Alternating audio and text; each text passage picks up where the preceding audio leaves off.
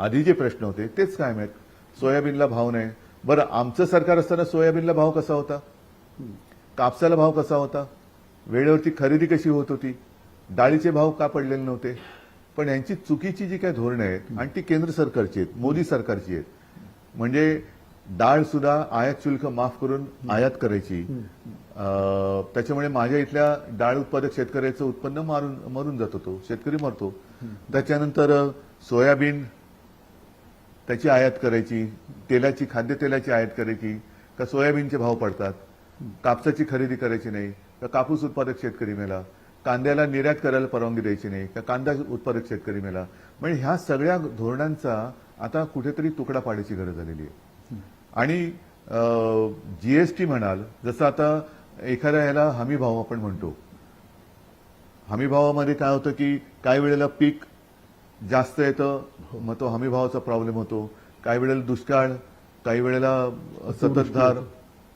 त्याच्याप्रमाणे शेतकऱ्याचं उत्पन्न हे वर खाली होत असतं. पण शेतकऱ्याला भरावा लागणारे जीएसटी काही कमी होत नाही.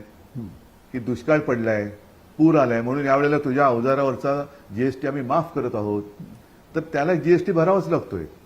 म्हणजे त्याला किती तो संकटात असला तरी बियाणं, खतावरती जीएसटी आहे, कीटकनाशकावरती जीएसटी आहे, शेतीच्या अवजारावरती जीएसटी आहे, अगदी कृषी पंप त्याचे काही पार्ट्स घ्यायला लागले त्याच्यावरती जीएसटी आहे.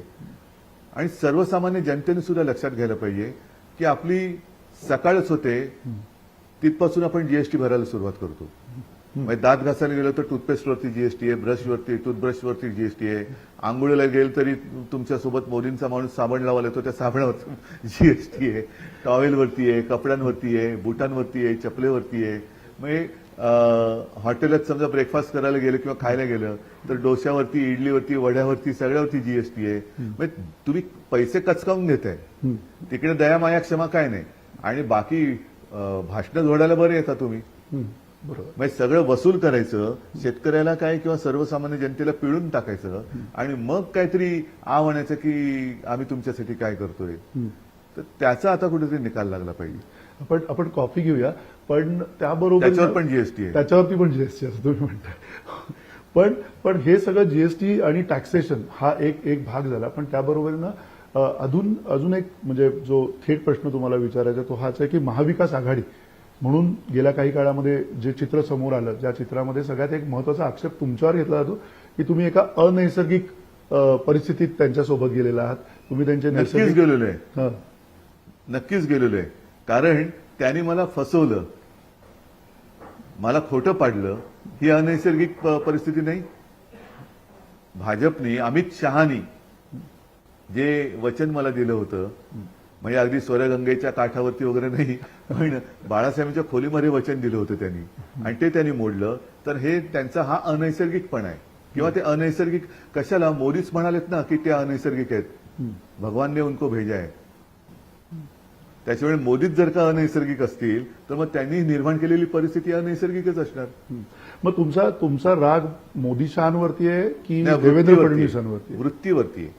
देवेंद्र फडणवीसांवर व्यक्तिशः राग नाही तुमचा? ऐका, एक गोष्ट अशी आहे, शेवटी व्यक्ती आणि वृत्ती ह्या वेगळ्या करता येणं कठीण असतं. पूर्वी वाजपेयीजी होते, अडवाणीजी त्यावेळेला अध्यक्ष होते, त्यांची वृत्ती आणि त्या व्यक्ती, त्यांची पद्धत ही वेगळी होती. आत्ताच्या व्यक्ती बदलल्या, म्हणजे पुलंचं आहे ना व्यक्ती तितक्या वल्ली, तसे ह्या सगळ्या वल्ली आहेत. आणि त्या बदलल्यानंतर परिस्थिती बदलते. आणि आत्ताचा जो भाजप बोलला मी संकरित, जसं मी म्हटलं तसं झालेलं आहे की सगळेच बाहेरची बीजं त्या भाजपमध्ये आलेली आहेत. आणि असा भाजप हा मूळ भाजपच नाही राहिला. त्याच्यामुळे भाजप आता अनैसर्गिक झाला. एक आणखीन दुसरा महत्वाचा इथे ना आतमध्ये त्यांना पण द्या. तर आणखीन एक महत्वाचा मुद्दा जो होता की या सगळ्या निवडणुकीच्या वातावरणामध्ये प्रचंड प्रमाणावरती जाती आधारित बऱ्याच गोष्टी समोर आल्या, जाती आधारित आरक्षणाचे मुद्दे आले.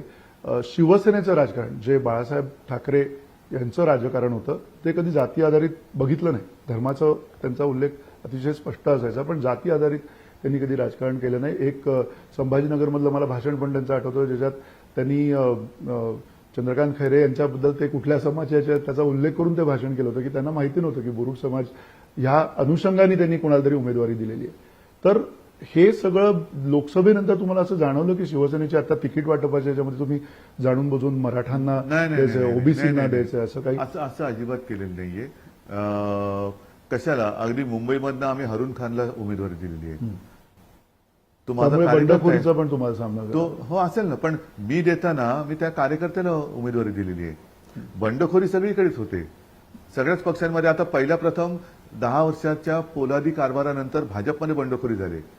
म्हणजे मोदी शहांची पकड आता ढिली व्हायला लागलेली आहे. त्यांची पकड ढिली व्हायला लागली. त्याच्यामुळे आज देखील आम्ही कार्यकर्ता, कारण शेवटी काय होतं की लोक मत कशासाठी देतात, तर त्यांच्या हाकेला ओ देणारा पाहिजे. मग तो कोणत्याही जातीपातीचा असेल.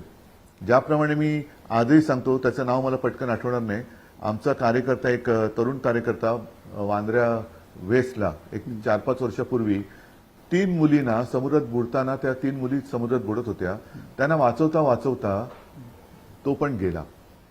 आता तो तर मराठी होता, परंतु मराठीमध्ये कोणत्या समाजाचा होता मला माहिती नाही, शिवसैनिक होता. त्या मुली ज्या बुडत होत्या त्यातल्या 2 मुलींना तो वाचवू शकला. त्या कोणत्या जातीपाती धर्माच्या होत्या? त्याने विचारलं, अरे तुम्ही कोणत्या जातीचे आहात? नाही विचारलं. तर संकटात धावून जाणं हा शिवसैनिकाचा धर्म आहे. पण तो शिवसैनिक आता तुमच्यासोबत आहे असं नक्कीच आहे ना, तोच तर राहिलाय. एक हा सगळा जो प्रवास आहे, शिवसेनेचा म्हणून जो प्रवास आहे, आणि महाविकास आघाडीचा गेल्या 2.5 वर्षाचा तुमचा अनुभव, त्यांची आणि कॉफी कुठे? माझी कॉफी कदाचित अजून टॅक्स दिला नसेल, टॅक्स भरला नाही. टॅक्स भरला नसेल, पण गमतीचा भाग आहे. पण सगळ्यात महत्वाचा मुद्दा हाच आहे की पुढच्या येणाऱ्या काळामध्ये तुम्हाला असं वाटतं की हीच निवडणुकीची जी समीकरणं आहेत ती कायम राहतील, तुम्ही एकत्र आहात, ते एकत्र नाही, राहाल, की नवीन ते समीकरणं राहील. पण होतील? मी तेवढ्या पुरतं मी संकुचित दृष्टीने बघत नाहीये. कारण प्रत्येक वेळेला काय होतं की प्रत्येक जण आपला स्वार्थ साधत असतो. मग कोणी युती करतं, कोणी आघाडी करतं, पण ती कशासाठी करतो हे महत्वाचं आहे. आपण आज जी काय महाराष्ट्राची निवडणूक सामोरी आलेली आहे तिच्याकडे कशा यांनी बघतोय, आणि ती मला का जिंकायची आहे, मला का जिंकायची आहे, तर हे जे सगळे भेडसावणारे प्रश्न आहे. 2.5 वर्षामध्ये सगळे उद्योग, माझा गुजरातवरती राग नाहीये, पहिला प्रथम मी स्पष्ट करू इच्छितो, पण माझ्या महाराष्ट्राच्या हक्काचं तुम्ही गुजरातला घेऊन जाता का? तर तुम्ही त्या राज्याचे पंतप्रधान आहात म्हणून. आता राज्याचे पंतप्रधान आहात का देशाचे पंतप्रधान आहात? महाराष्ट्रामध्ये येणारे उद्योग, एक आर्टिकल माझ्याकडे आता आहे, त्याचं मी प्रिंटआउट काढून घेतोय, की केवळ महाराष्ट्रातले नाही, कर्नाटकामधले उद्योग गुजरातला गेलेले आहेत. सेमीकंडक्टरची चिपचा उद्योग गुजरातला, टाटा एअरबस जो आपल्या नागपूरला, विदर्भात येणार होता